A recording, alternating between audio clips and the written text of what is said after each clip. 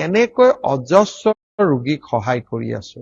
মুখ্যমন্ত্ৰী মই কাকোকেই নকওঁ যে আপোনালোকে মুখ্যমন্ত্ৰী সাহায্য পুঁজিত দান দিয়ক, কিবা আগবঢ়াওক, কাৰণ দুই এজনে ইয়াৰ ওপৰত দিয়া কমেণ্টে সঁচাকৈয়ে মনবোৰ কৰবাত নহয় কৰবাত বেয়া লগাই দিয়ে।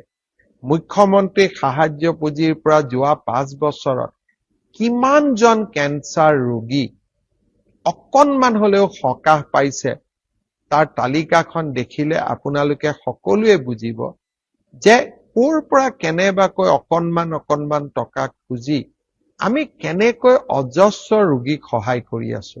মুখ্যমন্ত্ৰী সাহায্য পুঁজিলৈ অট'মেটিকেলি টকা নাহে, কাৰোবাৰ ওচৰত দান বৰঙণি বিচাৰিব লাগে।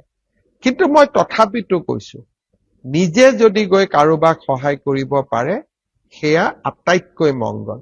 কাৰণ প্ৰত্যক্ষভাৱে কাৰোবাক সহায় কৰিলে সি অদ্ভুত মানসিক আনন্দও পায়। যিসকল অসমৰ বাহিৰত আছে, নিজে কৰিব পৰা নাই, তেওঁলোকে এনেকৈয়ে সহায় কৰে মুখ্যমন্ত্ৰী সাহায্য পুঁজিলৈ, আৰু সমগ্ৰ পুঁজি আমি ৰাইজৰ মাজত বিতৰণ কৰিম। দুই এজনে কৈছে হিচাপ দিব লাগে, মই তাকো আদৰণি জনাইছো। হিচাপ দিয়াত অসুবিধা কি?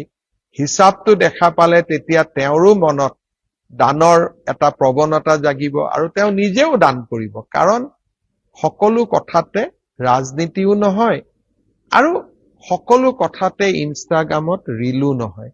মই ভাবো যে আমি সকলোৱে এই মুহূৰ্তত ৰাজনীতি আৰু সমালোচনাৰ পৰা ওপৰত থাকি বানাক্ৰান্ত ৰাইজক কেনেকৈ সহায় কৰিব পাৰো তাৰে প্ৰচেষ্টা আমি হাতত ল'ব লাগে।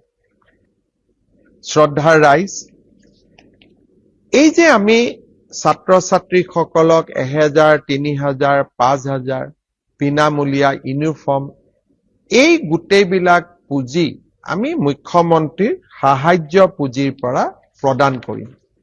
যোৱা কেইবাটাও দিনত মই দেখিছো যে 18 তাৰিখৰ পিছত মুখ্যমন্ত্ৰী সাহায্য পুঁজিলৈ মাইক্ৰ ডনেশ্যন সৰু 500 টকা, 1000 টকা কৰি 4610 গৰাকী ব্যক্তিয়ে আমাক ডনেট কৰিছে আৰু 60 লাখ টকা এই ধৰণে জমা হৈছে।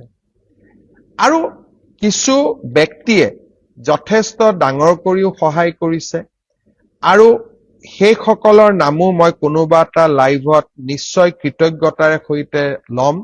দুই এজন ব্যক্তিয়ে মই একেদিন ইনষ্টাগ্ৰামত দেখিছো যে দুই এজন ব্যক্তিয়ে তাতে কৈছে মই ইমান টকা দিম, তাকে লৈ ইনষ্টাগ্ৰাম ৰীল ঘূৰি আছে।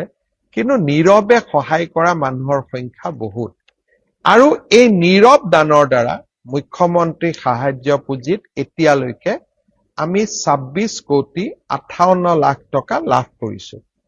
26,58,00,000 আৰু 60 লাখ, এই গোটেই সমুদায় দান আমি এনেকৈ শিৱসাগৰ, চৰাইদেউ, যোৰহাট আৰু গোলাঘাট জিলাৰ বানপীড়িত ৰাইজৰ মাজত আমি বিতৰণ কৰিম। বিভিন্ন ধৰণে ইউনিফৰ্ম, বুক গ্ৰাণ্ট, আৰু চৰকাৰী নিয়ম নীতিয়ে যি ঢুকি নাপায় তাক আমি মুখ্যমন্ত্ৰী সাহায্য পুঁজিৰ পৰা আগবঢ়াম।